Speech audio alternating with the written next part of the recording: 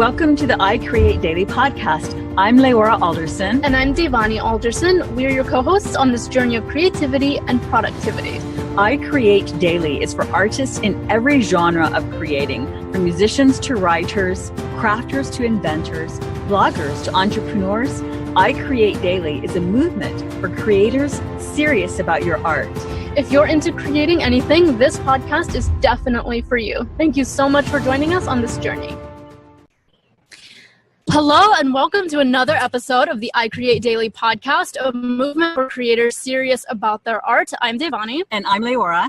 And our guest today is Bryan Luoma, a social entrepreneur, founder, and CEO of CAD Sourcing, a computer drafting company working with architects, engineers, and manufacturers throughout the U.S. and Canada. Bryan was born and raised in northern Minnesota and received his BS in civil engineering from Rutgers University. After working as a professional engineer in New Jersey and Philadelphia, Bryan took the leap into entrepreneurship when he started CAD Sourcing in 2011. Bryan has successfully merged a growing global business with social awareness that now employs more than 60 people in the U.S. and the Philippines and is having a positive impact on local communities through CAD giving efforts. Welcome, Bryan. Well, thank you, ladies. That was a wonderful intro. Thanks a lot. You're welcome. I might have to bring you everywhere I go. That was perfect. Oh, good. So let me just make sure, and so we can say your wonderful name again, because you're part Filipino, right? I'm half Filipino and half Finnish. So the last name is Luoma. You hit every letter, and that's a Finnish name actually. So it's a good Finnish name. It's like Smith in Finland. So. Oh wow! Very nice. We have some friends in Finland, and we just love the language is so poetic, just so beautiful. You know, and similar to the Filipino language, there's a lot of soft vowels and consonants and vowel sounds and such. So, Bryan Luoma, well, tell us. Okay, so how did you were working in a job, and then you had a side gig, right? And so tell us about how you started your, and just for our audience for a moment, because some in our audience may be wondering what CAD sourcing has to do with artists, authors, and entrepreneurs. And so primarily for your story, Bryan, is that you became an entrepreneur, and an entrepreneur is very much a creative. You know, they are creating something daily. They are creating business. They're creating industry. And you in particular are creating so much more in terms of the programs you're creating, volunteer and philanthropic programs for your communities. But let's back up to the beginning of how you got into the entrepreneur adventure in the first place. Sure. And to echo what you said, the creativity of civil engineering and why I got into that in the beginning. First of all, my dad was a civil engineer, so that's why I started doing that. But that was always part of the stuff that really, excited me was the design of a university or the design of an airport and, other nice projects that I was working on. But I always had, and that continues now into the entrepreneurial, segment where you're designing processes and you're kind of tweaking the way the team does stuff and trying to work with. Now, I got to update the bio. We're over 70 people now. Working with that many personalities and getting them all together. But I've always had that entrepreneurial spirit. When I was young, I was selling, mail order shoes and started my own landscaping business and putting up flyers and doing all that stuff that people, that people with entrepreneurial spirit do, I think. But my dad was a civil engineer. I was good at math. It was the right thing to do or whatever. So I went to Rutgers University, got my degree in civil engineering. And for 15 years, I was kind of climbing that corporate ladder of being a professional, civil engineer, and even got, tiny little ownership in one civil engineering firm. And I joined, essentially a startup civil engineering firm where I was the second engineer there. But I never was able to get, be the owner, the founder. And I was thinking, like, how am I going to make that a reality for me? And I was reading books like Rich Dad, Poor Dad and 4 Hour Work Week and all those books that were kind of, big in that space at the time. And one day I saw a post from a cousin of mine who's also a civil engineer, but located in the Philippines, of a gas station that he had designed and some photos of it and stuff. And I was like, wow, that looks just like the gas station I designed in central New Jersey. And, I was really impressed by the quality and what he was doing there. And I just sent him a note and said, hey, if I get you work, do you want to draft it up? And, I don't think he understood what he was getting himself into, but he said, sure, yeah, that sounds good. And so I put up a website and started hustling. And next thing you know, I'm getting clients and getting projects. And I told my cousins, like, you better hire some people. This is going somewhere. And then, I was, had the day job and the moonlighting and all that stuff or whatever, working till 2 a.m. and taking calls on the way into work and sneaking out at lunch and trying to juggle both things as I was growing this, growing CAD sourcing. And so it was a hectic but very exciting time there. And that's kind of how it got started. Did you know in the back of your mind when you were doing the side work while still having your day job, did you know that it would develop into a company, or did that just sort of come about because you were getting so much freelance work that then you were just like, it's just a better investment for me to make this an actual company as a versus the side job? No, I mean, I always had a belief that it was going to turn into a real business, or I tried to treat it as a real business right from the beginning. We very early on set like a 10-year goal and 3-year goals and really had lofty aspirations about the number of employees we wanted, the products we wanted to do. So I always had that as a goal, and that's not to say that making the leap from quitting my my professional engineering job with, a decent salary. I wasn't getting rich, but it was a decent salary. And all that risk associated with that was not easy. But, there came a point where we got this huge project. They wanted us a civil engineering firm or an engineering firm in central New Jersey called me up and said, we've got 1,000 cell towers we need to do from, here to Ohio. And you guys want to help us get it done. And I knew that was a project that there's no way I could do, in my free time or whatever, in the evening and sneaking out of the office. It was going to require someone to be focused on it full time. And I went back and forth, talked to people that I really respected and opinions. And finally, I made the leap and said, that's what I'm going to do. And so, I never looked back since. And I'm happy I did, because I think right now I'm unhireable at this point. I wouldn't be a good employee. So I'm happy it worked out. That was yeah. No, go ahead. What were you going to say? No, I was going to say that was in 2011, and here we are 7 years later, and 70 employees. We've got 10 people here in the U.S. spread across the country: Seattle, Texas, Florida, wow. Chicago, and other places. And so it's really exciting, and being able to, as you alluded to, being able to then form the company the way I wanted to, and kind of do things that maybe are, outside the norm, and not necessarily what maybe a lot of people are doing is really rewarding. So we've focused on what we call CAD giving initiatives to try and give to the communities that we work in. And so we've got quarterly CAD giving initiatives. Last month, I was in the Philippines, and we took the entire team, 60-some people, to a center for street children, where we spent the whole day there playing with them, eating food. We brought food, singing with them, dancing with them, just generally, trying to bring joy in the lives of these kids that, were found on the street, either abandoned or orphaned or whatever, just living on the street. And so being able to do that and see the smiles on their faces and what they're doing was just an amazing experience for me, and for my team, and seeing them react to that, was just amazing. And then last quarter, we went to a facility for the elderly, and severely handicapped, people that don't have people. And it was around Christmas time, so we did a similar thing. And it's Filipino, so we love to sing and dance and stuff. So we had skits and entertained them, and it was an amazing experience. And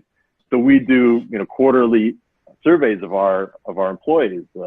you've probably heard of Net Promoter Score. We do employee Net Promoter Score to kind of see what, who would recommend, their coworkers or their colleagues to work with us, and what they like and what they don't like. And one thing that I really appreciated was a large number of the people that gave us a 9 or 10 as far as that they would recommend us. CAD giving and what we do in those things was a major part of that. And then even there was a couple of people that were in the 5s or 6s that technically were detractors. They said we should be doing more of that. So I was like, well, that's okay too. I could take that criticism as well. So it's become part of our culture, and it's something that we talk about. Service is one of our core values. We hire around service. We talk about service. We fire around service. It's part of our everyday language. Die-hard service, not just to the fellow employees and the clients, but also to the communities that we work in. So you're being basically into design, so you're and as a civil engineer, you've got the math, the science part, the engineer and math part, and you have the design orientation. So you have the creator's spirit as well. So you create essentially blueprints for businesses, for structures, and also for residents. Is that correct? Residential as well? That's correct. Yep. Okay. We do, a big niche of ours is telecom. So we do a lot of cell towers. We do, hundreds of cell towers every month. Cell towers, rooftop antennas, fiber optic installation. There's a rush to get their map all pink or all red or all yellow or all blue in those commercials. So there's these capital improvement projects to make sure they can get what they call network densification. So that's been really good for us. And then we also do high volume stuff for surveys around real estate transactions. We've got a client in Ohio that sends us 50 surveys a day. I don't know where they get all the work from. So 50 surveys a day associated with real estate transactions. And then we do a lot of franchise retail stuff. So I can't name the names, but the fast food restaurants that you're very familiar with, we're doing 20 a month as they upgrade the paint and the signage and everything else around their franchise. They need plans for all that stuff, and so we help with that stuff too. And I've been really blessed to have great people working behind me, and creative people, engineers, architects that really love their work and love the fact that we're able to handle these really big projects, with high run rates. They're pretty stressful, but they're able to utilize their skills in a positive manner, and they're really happy about that. I mean, the Philippines, if you graduate with an architectural engineering degree, still to this day, a lot of people end up working overseas because there aren't enough of those type of jobs right in the Philippines. So they end up, having to go to the Middle East or to Asia or to Europe or even to the US, and leaving their families for 10, 12 months out of the year. Just that's a tough situation, but those are the best jobs. Or they end up working in a call center or, some other BPO type industry, which isn't really utilizing their skills, but are the best jobs for educated people in the Philippines. So having an opportunity to give them a job where they can actually use their creativity and their technical degrees and the intelligence they have is something that I think a lot of our employees really appreciate. We did a survey, and I think 20% of our staff, maybe it was 25%, and around there of our staff have worked overseas at some point in their careers, just because that's what you do, and so I'm really proud about the ability to give them really high paying, good jobs right there in the Philippines. And, we give them health insurance and vacation time, obviously, and overtime, and give them annual bonuses. And we had a couple of drafters that were on maternity leave last year, and I think we got one more that's going to be on maternity leave in a little while. So I'm really proud of what we've been able to do there as well. And is that the community that your mother grew up in? Well, that's correct. Yeah, my mom grew up in Mindanao, which is just south. It's an island that's south of Cebu, and she went to school and lived in for a long time in Cebu. Cebu is kind of like the second largest metropolitan area in the Philippines. So that's, selfishly, part of my passion for this job in the beginning was being able to give, first of all, my cousin a job, and then, other cousins. And I think right now I've got 4 or 5 relatives that work for me. So selfishly, in the beginning, I was like really passionate about being able to help my relatives. And that comes from my mom. When she immigrated here to the U.S.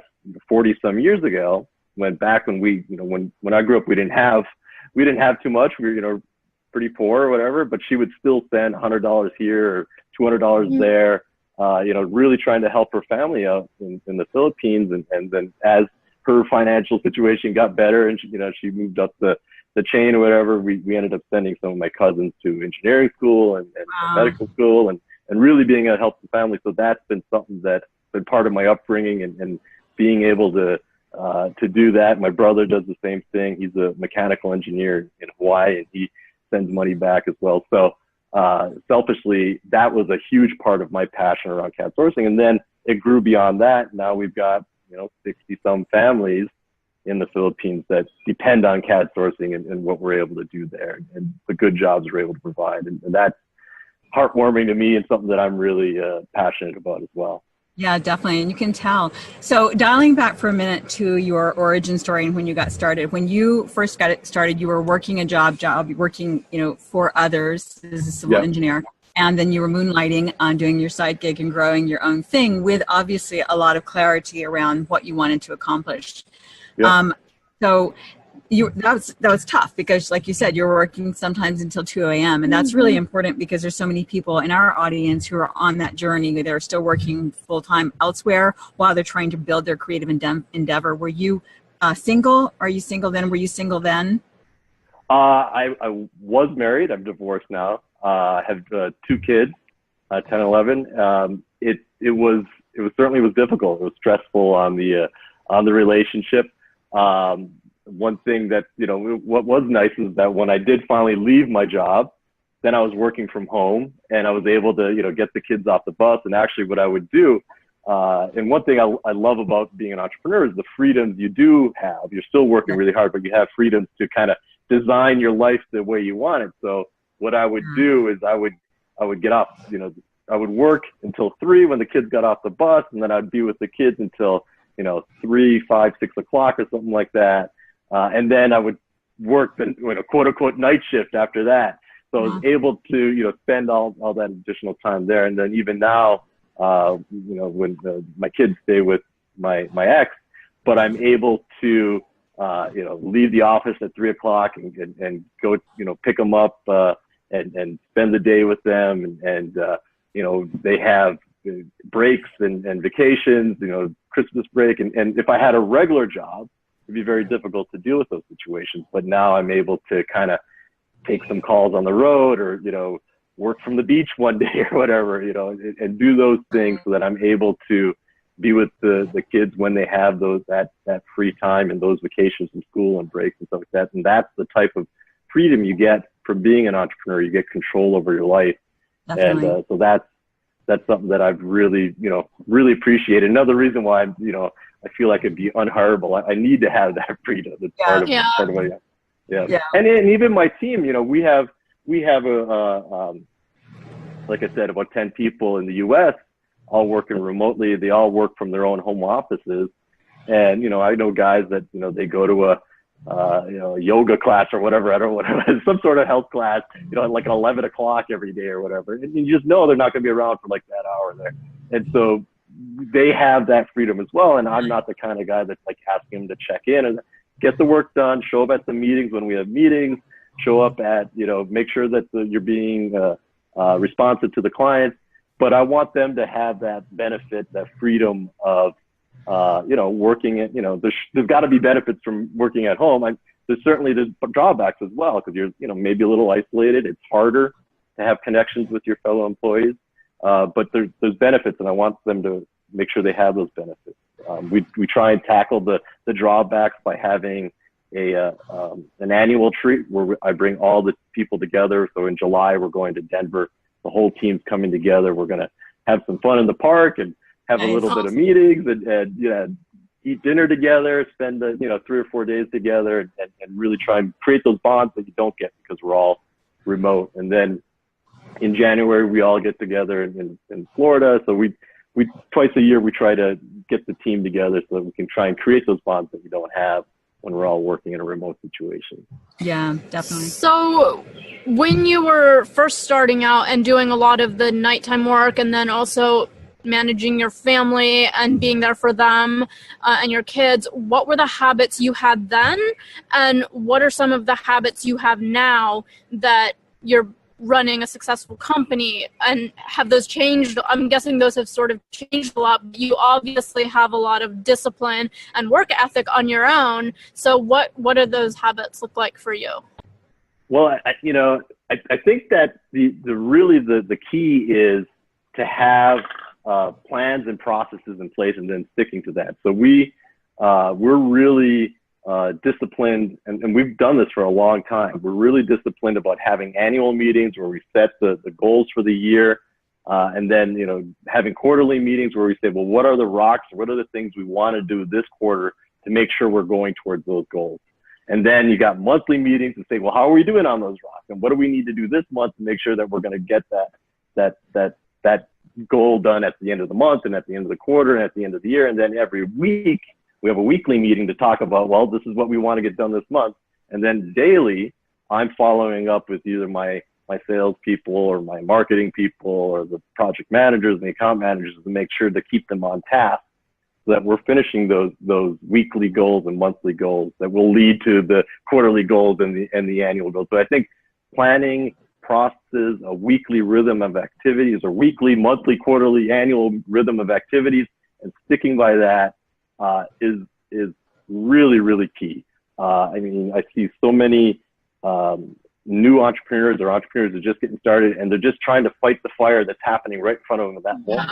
And they're not focused on the big picture and moving your company forward. I mean, there was a stretch there when probably in 2013, 2014, where things started, maybe slowing down a little bit. But even though we were maybe having some traction issues at that point, we had to try and always continue to move the company forward. So even though we were a little slow, we were still working on our processes, working on fine-tuning, the way we do things so that when the work does come, we're ready for it. That's what I kept telling people. It's like, the work's going to come. That project that's been put on hold, it's gonna kick off. And then we got to make sure that we're in a better position then than we are now. So that, to me, is the daily habit of following that process and that goal that you've set, that plan that you've set, and trying to always be moving your company in that direction. Yeah, absolutely. Yeah. That makes perfect sense. And we're so on board with the daily, weekly, monthly, quarterly process. That's really what we're all about. We have an entire community dedicated to that. And it's really just about scaling back the big dreams so that it's manageable. Yeah, absolutely. If you got this huge dream, everyone's got it, and that's awesome. You want to have that. You want that lodestar out in the distance that you're heading towards. You got to figure out, well, what are the steps that are going to get me to that? Exactly. So, Bryan, you started with basically being the civil engineer, person, designer. Now you're an entrepreneur, philanthropist, manager, owner, CEO. Do you still design and draw? And what have you discovered is your favorite thing to do in all the hats that you wear? Well, it's interesting because, as the CEO, I'm able to start these little special projects and stuff like that, and able to put myself in creative situations. So, obviously there's kind of the nuts and bolts stuff about putting together the teams and figuring out what's the best team for that, and shifting and how we're going to schedule things and making sure we can plan that out to get a project done on time. And I do that, and I love that. But then we also have, marketing endeavors. And so I'm able to design stuff on our website. And, certainly we have a marketing team that does it, but as the CEO, they got to listen to my input. So, I think that the owner of a company, that the person, the founder of the company, is going to be the most passionate about their business. They're going to know the story from the beginning to where you are at that point. They're going to understand, who's their ideal client. They're going to have knowledge that it's very difficult for either a marketing consultant or even somebody that you've hired in the last year or year and a half to understand what that story is. So the CEO or the owner really should be, in my opinion, the lead marketing guy, the lead sales guy, and kind of putting that vision out there. And so the creativity that I get to do around, the website design and marketing materials that we create, and even like internal stuff. So like for the retreat in Denver, we're getting T-shirts for everyone. So designing the T-shirts and the banners that we're putting up, and all that stuff to me is just awesome. I love being able to have those creative moments and being able to do that. And we're starting a program in the Philippines where we're going to give different water bottles to each of the employees based on tenure and longevity, and try and recognize them in that way, in smaller steps, as opposed to waiting to 5 years or 10 years, which you might do at another. We'll do that as well, but just smaller steps as well. So creating the program around that, signage, and so I'm able to put myself in these situations where you have creative outlets and do that stuff. And I'm lucky that way, for sure. Yeah, definitely. When you were, just one last question about during your struggling years or times, what sustained you in your the intensity of your daily schedule? Like I know you said you had a 5 and 10 year plan. Was that it? And like we're big on goals and plans too. Is that like what kept you going no matter what? Yeah, absolutely. And really it was positivity. I'm a very positive person. So I looked at why we were struggling, and I didn't see it as insurmountable problems. Part of it was cash flow. We were growing big, and we were waiting for money to come in, and so we had to outlay money. So that was stressful. Anytime you're growing, that's stressful. Mm-hmm. And in the beginning, banks aren't going to loan you money and stuff like that. So you gotta try and figure out how to stretch it and bootstrap it and stuff. And so we were doing that, and then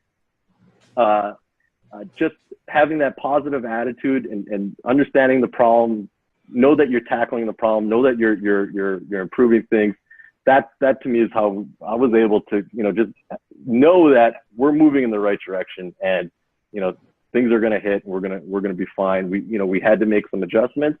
We made those adjustments. We moved forward. I think, the difference between an entrepreneur and other people is that other people get paralyzed with indecision. Yeah. And as an entrepreneur, you need to make a decision and move forward. Sometimes it's not, if you're going to be bold enough to make bold decisions, you got to be bold enough to say, you know what, that decision didn't work. We got to shift gears and go this way.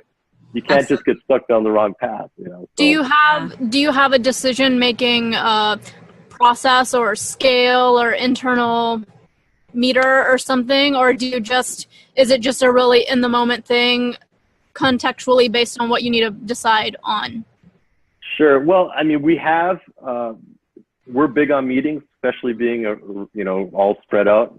We're big on meetings. So weekly, we're talking about issues, and then big decisions are generally made at the monthly meeting or quarterly meetings. And so I'd like to think that I'm really good about taking in feedback from my team and other people that I respect, that have quote unquote been there before, done that, and listening to them and taking in all the feedback and just making a decision. I think that's the best you can do. And then realizing that most decisions aren't be all end all, permanent forever and ever. Most decisions, a month later, you could say, you know what, that didn't work. We better change that to something else. And so understanding that is pretty key, because I think that some people think that, this is going to be the business card I use forever. No, that's the business card you use until you buy another one. So think about it, That's so true. Yeah. Such a good point. Yeah, very much. We're really big on the process unfolding as you go, just diving in, doing and tweaking, testing, tweaking, improving, testing, tweaking, improving. So along those lines, you've probably already said it in the things we've talked about, but could you summarize the top 1 to 3 things that produce the best business results for you? So I think being decisive, focusing on what's important, and saying no to those things that aren't important. Really, you've heard of the 80-20 rule, I'm sure. Really trying to, focus in on what are the important things, what is the stuff that's going to drive your business, and focusing on that stuff, and being able to say no to distractions and what's not important. Just trying to always be moving forward. I talked about setting a rhythm, a daily, weekly, monthly, quarterly rhythm, really sticking to that rhythm, putting a meeting in the calendar and saying, we're not changing this meeting, always doing that and creating a culture where, like, when the meeting's on Tuesdays at 10 a.m., meetings are at Tuesdays at 10 a.m. And that's the way, it's going to be done. And then, having people that you can talk to, a community of entrepreneurs that you can bounce ideas off.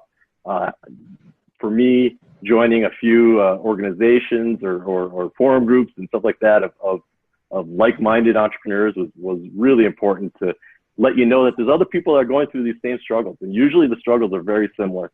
So having somebody that has gone through it before is huge. And then really just staying positive, having a positive outlook on things. If you let a little slump or a little downturn get you down and really affect your ability to move forward, you're probably not ready for the entrepreneurial game, because there's going to be lots of ups and downs. No, that's a great point. And speaking of struggles, yes, is there any area of your business that you're currently struggling with or want some masterminding ideas or help on? Well, I think the one area that we've really been trying to improve over the last 6 months is our forecasting. And for me, I'm such an optimistic person, right? And so I'll hear from a client and be like, oh, we got this job coming up. And I'll be like, guys, we got this job. It's going to be $1 million. We're going to do, and then it doesn't come, or it's slow, or it's much smaller than we expected, or whatever. And that happens, month after month, where I'll be like, oh, we've got this coming, we got that. And you get really optimistic at things. And what we've kind of learned is that, maybe it's 80% of that or whatever. And so my ability to forecast, to better understand what's coming down the road based on the information I'm getting, and not consistently overshooting that would improve my ability then to plan, when do we open the next office? When do we hire additional people? When do we do this capital outlay? Do we increase marketing? Do we decrease marketing? Those decisions are all made on your forecasting for the next month, quarter, year. And, I think that what I've recognized in myself is that I've got to be much more realistic in those estimations. I should be positive, but maybe dial it back a little bit on the estimating. So that's probably what I'm really focusing on right now to try and improve. Yeah, we can very much relate. I think most entrepreneurs can. We tend to be optimists and dreamers, and imagine the best case scenario. And it's so exciting when a new opportunity presents itself, because you want to say yes, Yep. Be there, you want to be present, and you want to be the person who's ready for opportunity. But then at the same time, you also want to be like, okay, well, realistically, can you actually add all this extra to your plate right now? And if it involves other people, do they have that same level of passion for this future endeavor too? Or is it more just a passing idea for them? Yeah. And I think, like we're talking about, having honest conversations with the client about, listen, this is awesome. I love it. I want to do it. Let's do it.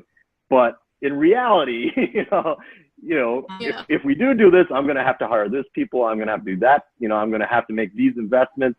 Maybe talking about a higher prepayment or down payment or something to kind of spread that out, or say, listen, we want to do it all, but let's start slow and see where this kind of goes, and having the optimism that it is going to work out, but try and leverage it in a way that you're not betting everything on it. I don't think I've ever gone that far, but I've certainly been in situations where we've maybe grown a little bit too fast right away and then had to kind of catch up and then grow a little bit too fast. And so being smarter about those conversations with the client and then having honest conversations with them about what it means to you, I think that's an important thing and something I'm trying to get better at, you know? Yeah, definitely. Well, a couple questions before we go into some ideas about your site and your business. Do you have any interest in moving into CAD training for people, actually doing online training for CAD, or are you training your team in the Philippines, or is that more like such a specialized different thing that you wouldn't want to cross over to that? Yeah, we don't do CAD training, and we've had people reach out to us about that, but it's hard for me to imagine how that would play out, and so I think it's part of what I said earlier about focusing on what you do and niching down and trying and focus on the important things. So you know, it's hard for me to understand or visualize how that would be, and so I haven't put the brain power to figuring that out, and I'm probably not going to do that in the near future. You know? Sure, makes sense. No, and that's a good example of how it is an entrepreneur can be successful. Like what you said earlier, knowing what to say no to and knowing what to say yes to. So that's a really good insight. Well, your website, so cadsourcing.com, is just a beautiful site, just so good fun. And I noticed that there are a lot of something like 16 pages of articles. Do you write all the articles, or do you have other writers? So we have give you a little insight behind the curtain.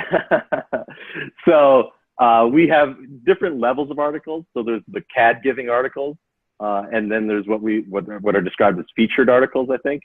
And those articles are all either written by myself or a couple people on the marketing team. And then we've got the generic blog articles, which are more SEO focused, and we hire a group to do that. Those are more about keywords and Google rankings and stuff like that. So we discuss topics and that stuff, but they're less about what's really happening with CAD sourcing and more about just getting content out there and helping us with Google rankings. And Google loves us. We're on the first page of nearly all of the relevant keywords in our space. So something's working in that. Yeah. In what we're doing there. So that's the game plan we do. I mean, the featured articles and the CAD giving articles, those are all written either by myself or someone directly on the team. And those are the ones I'd point you to if you wanted to learn more about CAD sourcing. Okay, well, and so to help you with that, you guys do rank exceptionally well for the majority of keywords that are most important to you from our observation, but there are a few that you're not coming up on page one that you could totally own if you did just a little tweaking on your keyword writing articles. So for instance, CAD services, do an article on CAD services, and under that, there are about 4 other keywords that if you put those into an article, you could end up on page 1 of Google for those as well. I can send you that list. Yeah, that would be great. If you would like, but because that's something we do. We own a website, a portfolio of websites. And so we've been working with renovating a good bit of them toward being able to be found in Google ranking by virtue of keywords. And so you definitely come up on page 1 for some prominent ones, but there are some others in your area that could bring you as many as 300 to 3,000 more visitors per month. Yeah, I mean, it's a constant work in progress. So we're any insight you can provide, I would welcome it, and you'll probably see articles associated around those keywords if you check back in a month or so. Okay, awesome. That's one thing with Google is that you can't stop. You can't just quit doing it. You have to constantly be adding content. What's the newest stuff? What's important? And so we've been pretty good about consistently. We have a process around, these are the articles we're going to write this month. Okay, the topics and this and that. So we've got a process around making sure that we get new articles up every month to try and keep your content fresh and stay in those Google rankings, because, we get a lot of our, surprisingly enough, we still get a lot of our leads and work through Google, just people searching for CAD drafting services. We've had 6-figure clients come through, just a random keyword searches, which is amazing, Yeah. Yep. No, absolutely. That's where you can end up getting the most of it. And it's a free traffic source when you can rank organically. Yeah. So that's fantastic. So yeah, we'll send you that. In order to let you get back to your busy day, we'd love to close by hearing what your dream is from where you are now to what is the next dream on your horizon or goal. Well, I mean, I think that, what I've said, and I'll publicly say it here to put it out in the world. What I've said is I want to make CAD Sourcing a $20 million company. Really in the last year or so, I'm thinking maybe that was low, but that's been my goal for a little while now. And we're, growing at about 50% each year. And so I'm hoping to make that a reality, or I am going to make that a reality, I guess. And so that's my ultimate goal. And it has to do with, freedom and obviously, making sure that my kids, have everything that I want them to have and putting me in a spot to also invest in other things and maybe start other adventures at that time or whatever. But that's the goal that I have right now. Thank you for sharing that. And that's exactly what you stated about putting it out there is exactly why we asked the question. Because as you know, obviously by making that proclamation is that the more you put it out there in the world and state it as so, the more you're going to be heading in that direction consciously and unconsciously every day. So it's awesome. Thank you. This has been wonderful, Bryan. Great to get to know you. We admire what you're doing and the social entrepreneur aspect that you bring to it, the creativity and the enterprise, and your willingness to share that with us. Yes. Awesome. Thank you. This was amazing. I had so much fun, and I'm looking forward to all of our audiences seeing this and getting feedback, and it was a lot of fun. Thank you. Okay, sure. Awesome. Same here. Thanks. All right. Bye. Bye. Bye-bye. Thanks so much for joining us for the I Create Daily podcast. Please let us know what creatives you would like us to interview and what topics you would be interested in hearing more about. And if you enjoyed this show, please leave a review on iTunes. We value your feedback. We read all the reviews, and it just helps us get the word out on the I Create Daily podcast. Thank you so much. Thanks so much.